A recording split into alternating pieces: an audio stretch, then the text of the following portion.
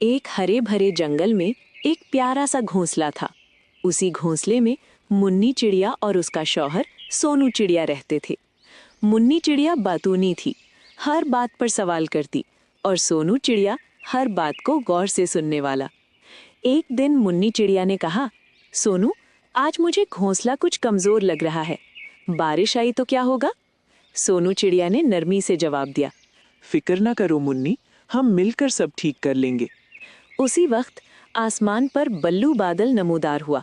वो नीचे देखकर बोला, तुम दोनों की बातें सुन रहा हूँ, अगर तुम चाहो तो मैं हवा को आहिस्ता रख सकता हूँ। मुन्नी चिड़िया खुश हो गई। वाह बल्लू बादल, तुम कितने ख्याल रखने वाले हो। थोड़ी देर बाद गुलाबी बादल भी आ गई। उसकी आवाज नर्म थी, और मैं बारिश को हल्का रखूंगी ताकि तुम्हारा घोंसला महफूज रहे। अचानक हवा जरा तेज हो गई, दरख्त हिलने लगे। मुन्नी घबरा गई। सोनू, कहीं घोंसला गिर ना जाए। डरो मत मुन्नी, मैं तुम्हारे साथ हूँ। इसी दौरान बिल्लू बादल को अचानक आसमान के दूसरे किनारे एक जरूरी काम याद आ गया। वो आहिस्ता से बोला, मैं अभी आता हूँ, बस जरा सा काम है। ये कहकर बिल्लू बादल चला गया। इधर हवा फिर से तेज हो गई, सूखी टहनियां हिलने लगीं, घोंसला चरचराने लगा। मुन्नी चिड़िया की आंखें फैल गईं। सोनू, घोंसला टूट रहा है। सोनू चिड़िया ने फौरन अपना वजन एक तरफ किया ताकि घोंसला संभल जाए। इसी वक्त गुलाबी बादल ने नीचे झांका। उसने चौंक कर कहा, अरे, ये क्या हो गया? घोंसला तो कमजोर हो रहा है। उसने इधर उधर देखा और बोली, बिल्लू बादल कहाँ है? उसे तो यहाँ होना चाहिए था। गुलाबी बादल को फिक्र हुई। वो आसमान में आगे बढ़ने लगी और खुद से कहने लगी, मुझे बिल्लू बादल को ढूंढना होगा, अकेले में सब कुछ संभालना मुश्किल है। इधर मुन्नी चिड़िया दिल ही दिल में सोचने लगी, काश बिल्लू बादल जल्दी वापस आ जाए। गुलाबी बादल बहुत दूर तक गई। उसने नीले आसमान में इधर उधर नजर दौड़ाई, मगर ब्लू बादल कहीं दिखाई ना दिया। वो रुक गई और आहिस्ता से बोली, शायद वो अभी मसरूफ है, मैं अकेली सब नहीं संभाल पा रही। दिल में हल्की सी फिक्र लिए गुलाबी बादल वापस मुड़ आई। उधर नीचे हवा अब भी कभी तेज कभी आहिस्ता हो रही थी। घोंसला हिचकोले खा रहा था। गुलाबी बादल वापस आ चुकी थी, मगर उसके दिल में अभी भी हल्की सी घबराहट थी। नीचे सोनू चिड़िया ने आसमान की तरफ देखा। उसने अपने पर समेटे और जरा ऊपर उड़कर गुलाबी बादल के करीब आ गया। वो अदब से बोला, गुलाबी बादल, क्या आपने ब्लू बादल को देखा? वो कहाँ है? गुलाबी बादल ने आह भरी और नरमी से जवाब दिया, मैं उसे ढूंढने गई थी सोनू, मगर वो कहीं नजर नहीं आया। शायद वो किसी जरूरी काम में मसरूफ है। हवा बहुत बेकाबू हो रही है, घोंसला ठीक नहीं रह पा रहा। गुलाबी बादल ने नीचे झांका, हिलते हुए घोंसले को देखा और धीरे से बोली, मैं बारिश को हल्का रख सकती हूँ, मगर हवा को रोकना मेरे बस में नहीं। ये काम सिर्फ ब्लू बादल ही कर सकता है।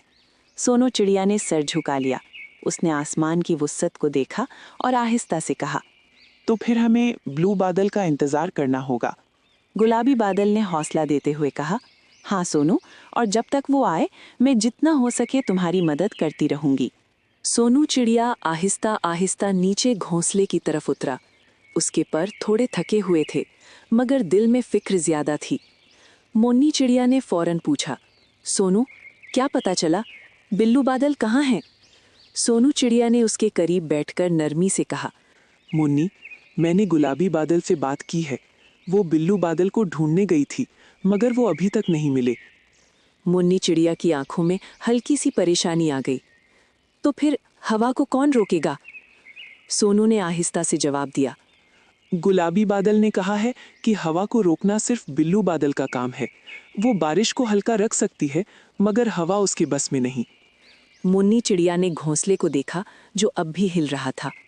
वो धीरे से बोली, तो हमें खुद भी मजबूत बनना होगा।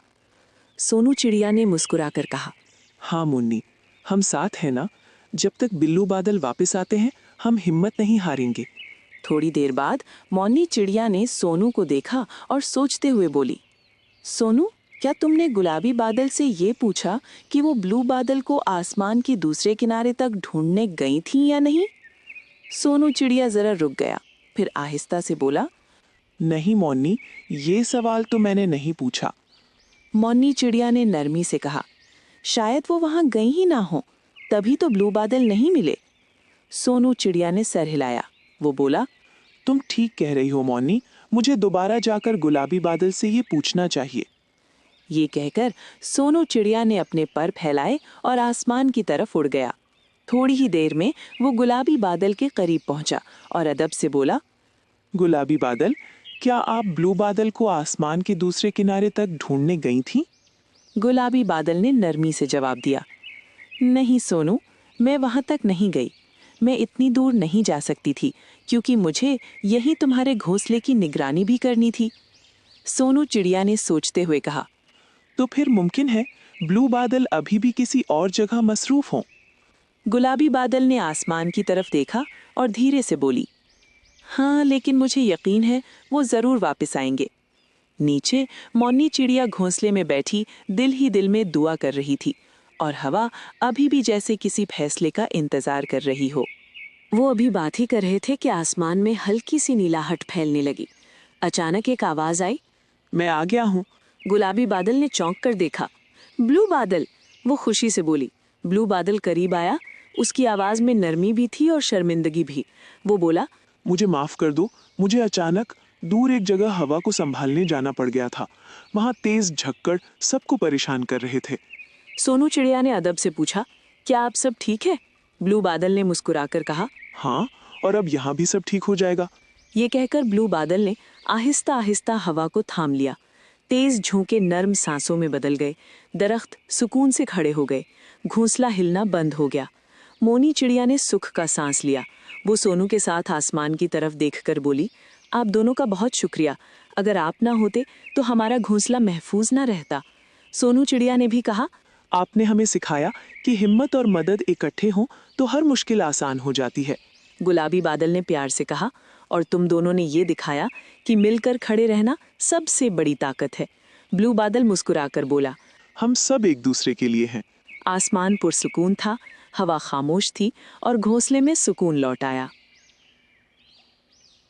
एक छोटी सी गुजारिश, अगर आपको मुन्नी चिड़िया, सोनू चिड़िया और बादलों की ये कहानी पसंद आई हो तो हमारे चैनल को लाइक करें, शेयर करें, सब्सक्राइब करना मत भूलें।